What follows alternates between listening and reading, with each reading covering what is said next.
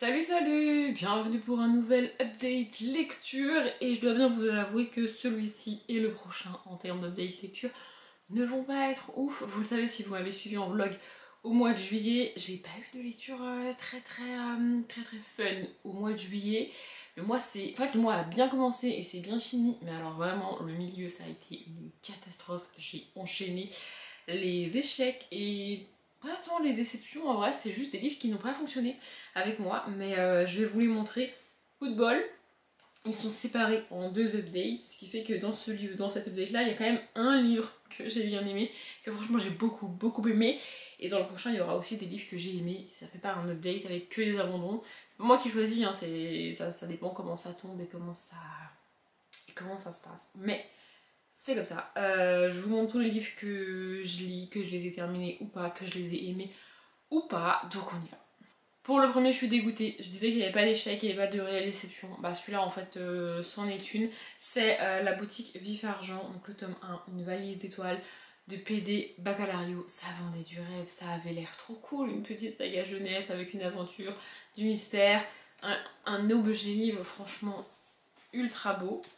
Et pourtant, eh bien ça ne suffit pas en fait, parce que la manière dont l'histoire est racontée ne me plaît pas, ne me convient pas. On va rencontrer un petit garçon qui s'appelle Finlay. J'ai lu au bon moment parce que l'histoire démarre, c'est la fin de l'année scolaire. Finlay est un peu le genre de garçon qui aime pas l'école, qui a pas envie d'y aller. C'est même pas qu'il est pas intelligent et qu'il veut pas apprendre, c'est qu'il veut faire autre chose qu'aller à l'école. Il y a plus intéressant pour lui qu'aller à l'école, rester assis dans une salle de classe et apprendre des trucs. Et donc, il sèche les cours. Il sèche les cours au point que, au début du livre et donc à la fin de l'année scolaire, on annonce à ses parents qu'il ne pourra pas passer en classe supérieure, qu'il va devoir redoubler, ce qui arrive jamais dans son petit village, dans sa toute petite ville. La personne, ça arrive jamais. Mais ça lui arrive à lui, du coup c'est un peu la honte pour la famille et pour tout le monde. Et ses parents vont lui dire: ok d'accord, tu vas redoubler, mais tu vas travailler cet été. On parle d'un petit garçon qui doit avoir genre 9-10 ans. On est dans un petit village, hein, c'est pas déclaré et tout, c'est juste pour lui apprendre un peu la vie quoi. Je sais pas trop en quelle année ça se passe non plus. Mais bref, du coup il va travailler. Il rejoint le prêtre du village pour travailler avec lui. Et rapidement il va livrer le courrier. Je vous ai pas dit, moi je me suis arrêtée à la page 63 du bouquin. Voilà. Et donc rapidement il va se retrouver à livrer le courrier à bicyclette à la place du postier du village, parce que le postier du village est malade et peut plus le faire. Et il va rencontrer une petite fille qui vit dans une maison qu'il n'avait jamais remarquée, alors qu'il vit dans ce village depuis qu'il est né, que c'est pas non plus un village très grand et que il pensait tout connaître, mais en fait non. Et voilà, et après l'aventure démarre et tout, et c'est un peu là que je me suis arrêtée, parce qu'il y a un processus narratif dans ce livre qui m'insupporte, que je trouve vraiment nul, mais vraiment, c'est un avis personnel, hein, mais vraiment je trouve ce truc absolument... En fait ça gâche tout, moi ça m'agace en vrai, c'est-à-dire que l'histoire n'est pas racontée au présent. Finlay te raconte son histoire, tu sens bien qu'au moment où il l'écrit, au moment où il te la raconte, c'est arrivé il y a un moment, il y a peut-être des années même, peut-être même que Finlay est adulte au moment où il écrit cette histoire. On sait pas trop quel âge il a quand il la raconte, mais tu sens que de la manière dont il la raconte, ça fait longtemps qu'il l'a vécu, qu'il a vécu lui ce qu'il est en train de te raconter, qu'il a pris du recul sur tout ça, qu'il a un avis là-dessus et qu'il voit tous les événements dans leur ensemble de loin après coup. Déjà ça j'aime pas trop, je l'avais déjà dit, parce que ça m'empêche d'être dans l'action, dans le présent littéralement avec les personnages, puisqu'on est au passé. C'est-à-dire que en fait ça m'empêche de vivre les choses avec eux. Ça sert à rien que je m'investisse entre guillemets, parce que c'est déjà arrivé au moment où je le lis et c'est pas en train d'arriver au moment où je le lis. Vraiment ça m'empêche de vivre les choses avec les personnages. Vraiment au passé ça ne va pas en fait. Mais si l'histoire est bien, si j'aime beaucoup l'univers et si malgré tout je suis attachée au personnage, je peux lire un livre écrit au passé. Là ce qui me dérange, c'est les commentaires de Finlay. C'est-à-dire que Finlay, quand il raconte son histoire, il va faire des petits commentaires du genre: ah, si j'avais su à ce moment-là, j'aurais pas fait ça. Ah, en fait, j'avais vu ça à ce moment-là, mais j'avais pas fait attention, j'aurais dû y faire attention. Je ne savais pas que c'était la dernière fois, que si, que ça. je ne savais pas ci, je ne savais pas ça. Et en fait, en disant je ne savais pas ci, je ne savais pas ça, il te donne, à toi, lecteur, lectrice, cette information-là à ce moment-là. Alors qu'il te dit bien que lui, il l'avait pas. Et en fait, c'est plein de mini-spoils comme ça. Je pourrais vous en dire, mais je vois pas trop l'intérêt. Vraiment, il y a plein de mini-spoils comme ça.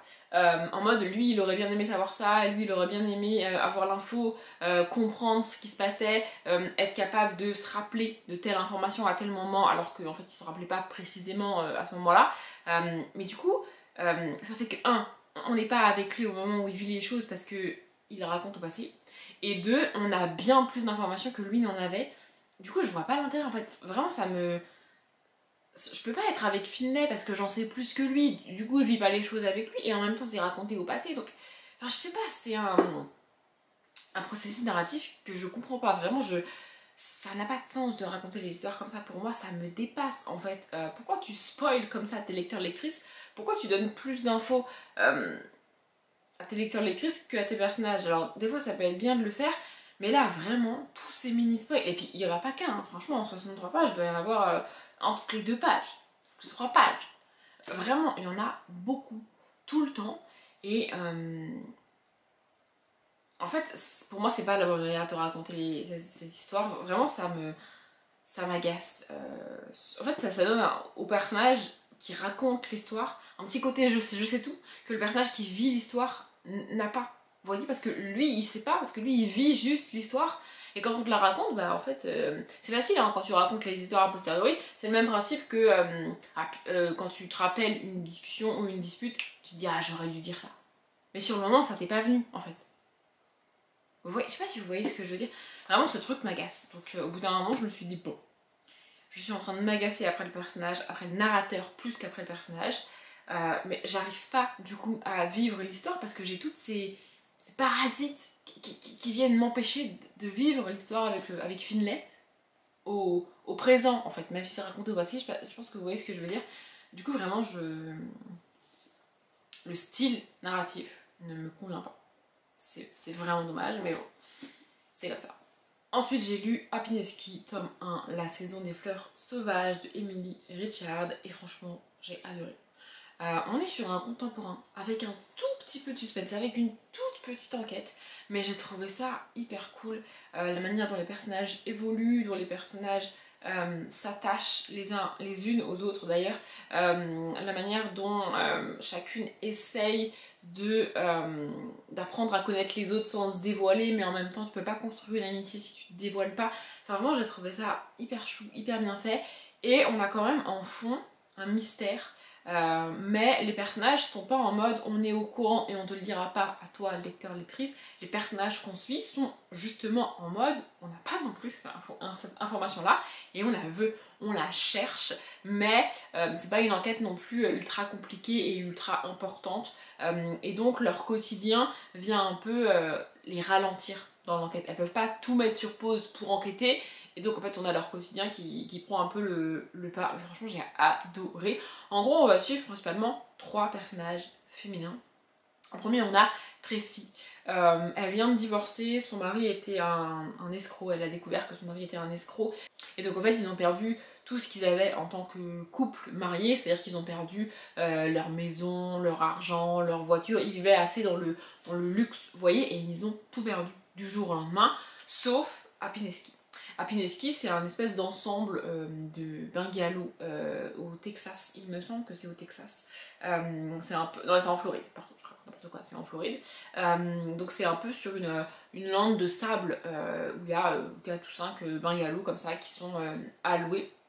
Et en fait, ce truc-là, Happiness Key, son mari l'avait mis au nom de Tracy. Ce qui fait que quand il a été inculpé, etc., ce truc-là, ils n'ont pas pu le prendre, l'État américain, etc., puisque c'était pas à lui, c'était à elle.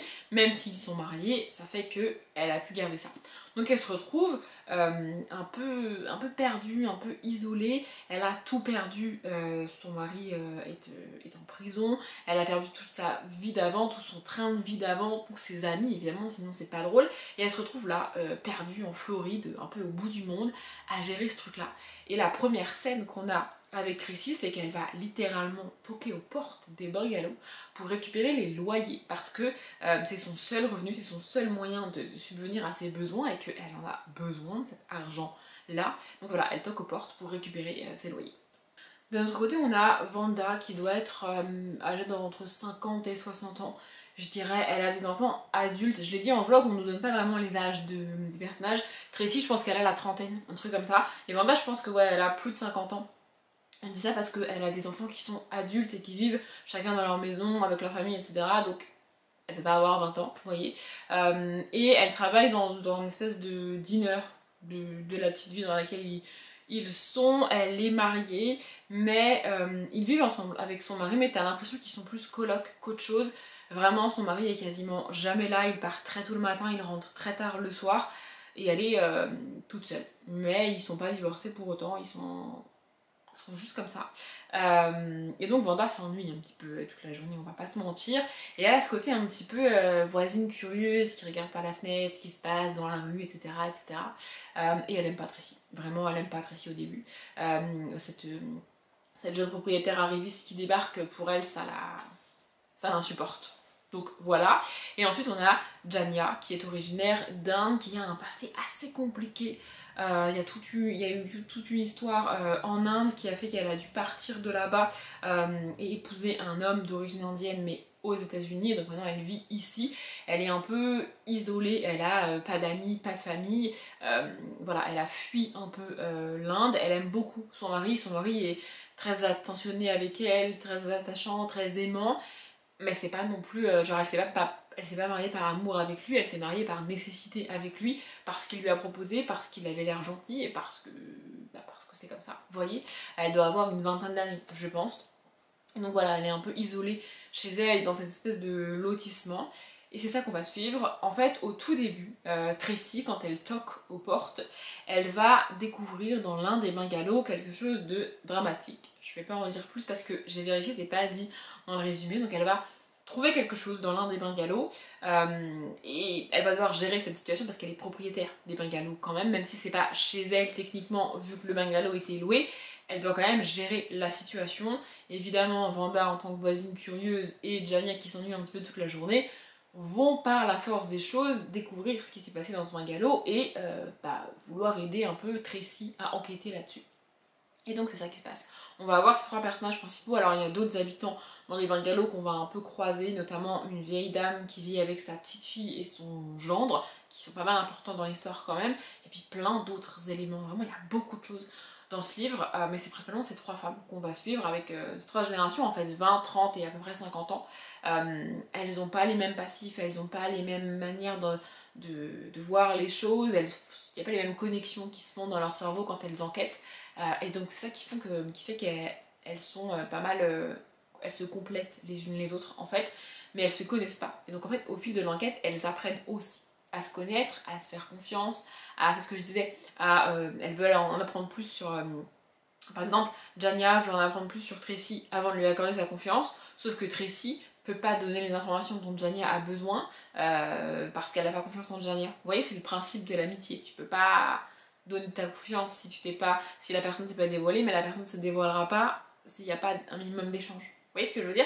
C'est cette construction de relation qu'on a, plus cette enquête, ça a un peu un tout petit côté Wisteria Lane, donc Desperate Housewives si vous connaissez pas. Vraiment c'est un peu ça, alors c'est beaucoup moins dramatique et beaucoup moins... il y a beaucoup moins de suspense que dans Desperate, parce que Desperate ça part un peu dans tous les sens à un moment donné. Mais vraiment, il y a ce côté petite rue, voisine curieuse, qui regarde par la fenêtre, qui se pose des questions, etc. etc. Puis en même temps, le fait que t'enquêtes, ok, mais au bout d'un moment... tu te poses la question, est-ce qu'il faut vraiment continuer? Est-ce que c'est légitime? Est-ce que c'est à nous de le faire? Mais en même temps, qui le fera si elles le feront pas? Enfin, vraiment, j'ai beaucoup aimé. Ça reste un beau bébé, hein. Ça fait 547 pages. Mais franchement, ça se lit plutôt bien. Moi, j'ai beaucoup aimé. Au début, ça a été compliqué. Franchement, les 2 premiers chapitres, j'étais en mode... Il y a beaucoup de longueur, je comprends pas tout, je suis pas très fun. Et en fait, à partir du moment où l'événement se passe, tout se met en place. En fait, c'est un peu comme si les 2 premiers chapitres, tu disposais les dominos en place, vous savez, les dominos debout là, et qu'ensuite tu poussais le premier et du coup tout tombe. Vous voyez ce que je veux dire? Et ben, c'est exactement ça. Le début est assez lent, assez bizarre. Et une fois que ça démarre, franchement, j'ai adoré. J'ai pas le tome 2, donc on n'a pas le Gel tome 3. Il faudrait que je me le procure. Mais franchement, j'ai adoré. Ensuite, on a un livre que j'ai voulu tenter parce que c'est une autrice française, parce que tout le monde la lit, parce que tout le monde l'adore. Je sais plus si j'avais déjà tenté ou pas, mais c'est pas mon style. En fait, la manière dont c'est donné aux lecteurs-lectrices ne me convient pas. C'est un peu comme le PD Baccalauréat, c'est pas mal écrit, c'est pas mal construit, les personnages sont pas nuls, l'histoire est intéressante, c'est juste pas écrit de la manière qui, moi, me convient. Ce livre, c'est L'As de cœur de Morgane Moncomble. C'est une romance, on va rencontrer une jeune fille qui est un peu accro au jeu mais qui peut pas s'empêcher du coup d'aller dans les casinos et de jouer à voilà, tout et n'importe quoi dans les casinos pour gagner de l'argent. Elle a une capacité qui fait que elle a quand même pas mal de chances de gagner plutôt que de perdre, mais bon ça lui arrive quand même de perdre gros du coup. Donc voilà, elle est à l'autre bout du monde, loin de sa mère et tout, elle est toute seule. Elle se débrouille comme ça depuis pas mal de temps. Et elle va rencontrer un homme qui joue au poker de manière professionnelle. Il a un passé assez compliqué, on te le présente au début, sa mère est en prison mais on sait pas trop pourquoi, il y a toute une histoire avec son père mais on n'en sait pas trop et c'est ça qui me dérange principalement. Mais j'y reviendrai et en gros nos deux personnages vont se rencontrer et lui veut gagner le tournoi de poker qu'il y a à Las Vegas. Il la rencontre avant d'aller à Las Vegas, je crois qu'ils sont en Chine ou un truc comme ça au début du livre. Donc il la rencontre, il est dans un casino évidemment, il voit ce qu'elle fait dans ce casino et il l'engage pour qu'elle l'aide à gagner le tournoi de poker. Ensuite ils vont à Las Vegas tous les deux et puis le tournoi va démarrer, etc., etc. Franchement dans l'idée et dans l'ambiance ça m'a beaucoup rappelé le jeu de la dame donc de Walter Tevis, le livre mais aussi la série adaptée sur Netflix, il me semble, ou Prime, je sais plus, l'un des deux. Bref, ça m'a beaucoup rappelé ça, vraiment, cette ambiance de cocon au sein d'un lieu fermé avec tout plein de gens qui sont ultra pros dans une discipline et qui sont stressés même s'ils ont un niveau de malade parce qu'ils tombent face à des gens qui ont un niveau de malade comme eux. Là, c'est dans le jeu de la dame, c'est les échecs, ici c'est le poker. Honnêtement, je préfère les échecs que le poker. Mais on a aussi pas mal de passages techniques sur les choix, les cartes, comment jouer, comment bluffer, etc., etc., comme on a dans le livre de Walter Tevis, donc le jeu de la dame. Franchement, cette partie-là, j'ai bien aimé. Ce qui me pose problème, c'est qu'il y a quelque chose que le personnage masculin ne dit pas au personnage féminin. J'ai pas de problème avec le fait que le personnage masculin ne donne pas cette information-là à Rose, puisqu'il vient de la rencontrer. Il va pas non plus lui raconter sa life, tu vois, mais à nous, il pourrait nous le dire. Parce que là, le problème, c'est que il insiste là-dessus. En fait, c'est pas qu'il insiste, c'est que il va se passer plusieurs événements. Et comme on est dans sa tête à lui, à Lévi, un chapitre sur deux, il y a des événements et des choses qui se passent dans son quotidien qui lui rappellent ce qu'il ne veut pas nous dire. Et donc en fait, il est en mode ah oui, mais c'est pour ça. Mais... En fait, il y pense et ça lui fait, comme tu es dans sa tête, tu sais ce qu'il ressent, tu sais ce qu'il pense, tu sais ce qui se passe. Sauf que comme lui, il sait ce qui s'est passé, bah, il va pas se le répéter dans sa tête. Donc en fait, nous, en tant que lecteur-lectrice, on n'a pas cette info. Et ça m'agace, vraiment ça m'agace, ça me saoule, vraiment ça me saoule. Je dis dans le PD Baccalauréat, j'aime pas les mini-spoils, mais les gros spoils, oui, vas-y, donne-moi l'info quoi. Arrête de tourner autour du pot pendant des pages et des pages. J'ai lu 135 pages, et en fait, au bout de 135 pages, j'ai compris deux choses. Premièrement, j'ai compris que l'information que je veux, on ne l'aurait pas tant que Lévi ne serait pas assez en confiance pour la donner à Rose. Et ça, franchement, ça va arriver à la fin du livre, j'en suis quasi sûre. Donc, pas ouf pour moi. Et deuxièmement, j'ai pas particulièrement accroché ni à Lévi ni à Rose. Je suis pas très fan de leur relation, de l'évolution, de ce qui se passe. J'aime bien l'ambiance du casino fermé, etc., etc., mais en vrai, ça m'intéresse pas plus que ça. Franchement, ça me...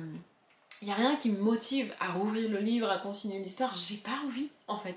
Vraiment, l'autrice a posé les bases, posé son univers, donné tout ce qu'elle voulait donner au début, mais ça me donne pas envie, ça me fait pas envie. J'ai pas envie de continuer mes livres, j'ai pas envie d'y retourner en fait.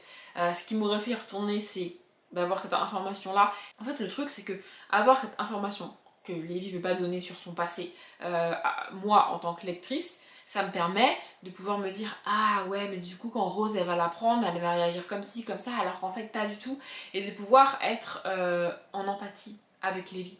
Parce que je vais pouvoir comprendre, un, pourquoi il lui dit pas, et deux, ce qui se passe dans sa tête et ce qu'il anticipe qui pourrait se passer s'il lui disait. Mais là je peux pas parce que j'ai aucune idée de quoi on parle, je ne sais pas. Et donc en fait, c'est ce qui est censé me faire lire, c'est justement ce suspense, pour savoir ce que c'est. Mais j'ai pas envie de savoir ce que c'est, je m'en fiche en fait. S'il veut pas me le dire, mais il me le dit pas, il dégage. Vraiment, c'est ma réaction.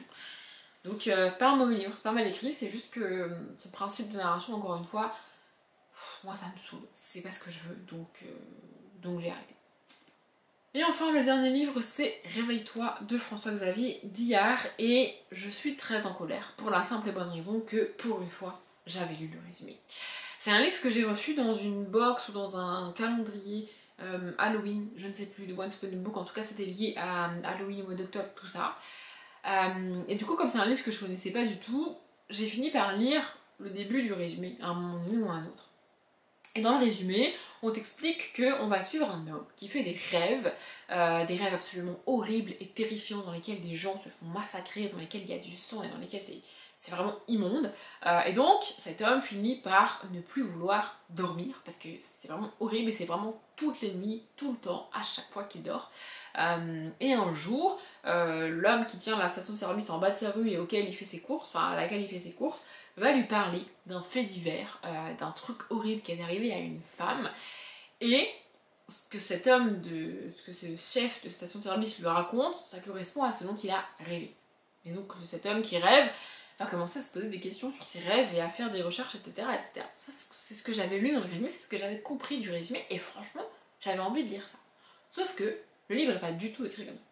Dans le livre, donc j'ai lu 67 pages, soit 9 chapitres, et en fait, on a plusieurs personnages qu'on va rencontrer, chacun dans leur chapitre. Donc il y a effectivement cet homme qui fait ses rêves, il y a une jeune fille qui va à une soirée, qui accepte de monter dans une voiture qu'elle ne connaît pas pour rentrer chez elle et qui se réveille dans une espèce d'endroit sombre et humide, attaché à un mur. Il y a un jeune homme qui fait une thèse et qui travaille dans le domaine de la police. Il y a un homme qui suit une femme dans la rue jusque chez elle, dans son immeuble, et qui lui fait un truc absolument immonde dans l'ascenseur. Et il y a un homme qui t'explique que quand il était enfant, il avait des intuitions sur les personnes qui l'entouraient et qu'il était capable de deviner des choses qu'il n'aurait pas dû deviner. Probablement d'autres personnages que j'oublie, parce que franchement je vous ai fait à peu près le même topo en vlog et je me suis rendu compte après coup que j'avais oublié des personnages. Il y a vraiment beaucoup de personnages qu'on rencontre comme ça, et en fait, bah c'est pas ce que je veux, c'est pas ce qu'on m'a vendu dans le résumé. C'est quoi tous ces personnages qui sortent de nulle part? C'est quoi? Je comprends pas. En fait, je suis obligée de lire des chapitres avec des personnages que, un, on m'a pas prévenu qu'ils allaient être là, alors que pour une fois, j'ai pris la peine de lire le résumé. Deux, je sais pas, je comprends pas en fait. En fait, je peux pas lire un livre juste pour lire un livre, j'arrive pas à éteindre mon cerveau. Vous voyez, j'ai trop de personnages, j'ai trop de questions, et en fait, mon cerveau est envahi par tous ces personnages et par toutes ces questions à tel point que je n'arrive pas à juste lire la suite de ce que l'auteur a écrit. Je ne peux pas, parce que chaque ligne que je lis, chaque phrase que je lis, ne répond pas à mes questions. Et donc en fait, j'arrive pas à me concentrer sur ma lecture parce que je suis coincée. Je sais pas comment vous expliquer, mais vraiment, c'est comme si j'avais le cerveau rempli de questions et que plus rien ne pouvait rentrer dedans. Et donc, je suis pas capable de lire la suite. Parce que je comprends pas où on est, je comprends pas les liens entre les personnages, je comprends pas la temporalité, je comprends même pas pourquoi le choix du résumé au final, parce que le résumé ne contextualise pas du tout le début du bouquin, vraiment, et avant de décider de l'abandonner, j'ai quand même pris la peine de faire ça, c'est-à-dire d'aller un peu plus loin dans le livre, et puis de lire certains débuts de chapitres. Et je me suis rendu compte que, jusqu'à au moins la moitié du bouquin, voire plus, on avait cette alternance avec tous ces personnages. C'est-à-dire qu'il n'y a pas un moment donné où on finit par être dans la tête de notre personnage principal, celui que je suppose être notre personnage principal, puisque c'est celui qu'on nous a présenté dans le résumé. Non, ça n'arrive pas. On continue cette alternance de points de vue, et en fait c'est une écriture beaucoup trop complexe pour moi. C'est une manière de me donner une histoire que je ne peux pas appréhender, parce que parce que j'ai pas les réponses dont j'ai besoin au moment où j'en ai besoin, et à la place, j'ai d'autres questions, et d'autres personnages, et d'autres situations, et d'autres éléments, et franchement, je suis peut-être très conne, mais oui, vraiment, je peux pas traiter tous ces éléments en même temps. C'est trop, en fait, et je suis pas non plus capable de me dire, oh, c'est pas grave, on verra plus tard, bah, c'est pas grave, je passe au-dessus. Non, en fait, je n'y arrive pas. C'est dommage, hein, parce que franchement, le résumé me vendait du rêve, ça avait l'air très cool. Et j'ai lu, c'est rare que je fasse ça, mais là j'ai été lire des commentaires de gens qui l'avaient lu. Et les gens disaient pareil, ils étaient en mode, mais ça correspond pas au résumé, quoi. Pourquoi avoir fait un résumé pareil alors que bah, c'est pas ça le livre en fait. Donc voilà. J'ai pas trop compris. Alors après, on nous parle d'un autre personnage dans le deuxième paragraphe, mais on est loin de nous présenter tous les personnages qu'il y a dans le bouquin, dans le résumé. Et voilà, ils disent lorsque les chemins de ces trois protagonistes se croisent. Il y en a au moins 6 des protagonistes dans le livre. Donc franchement, j'ai pas compris. Vraiment, je me sens très con, mais c'est pas mon truc. Voilà. Je me suis un peu étalée dans cet update, il est un peu plus long que les autres, mais bon, écoutez, c'est pas très grave. J'espère quand même qu'il vous a plu. Je vais m'arrêter là. Comme d'habitude, je vous souhaite une bonne journée, un bon après-midi, un bon appétit ou une bonne nuit. Et je vous dis à bientôt.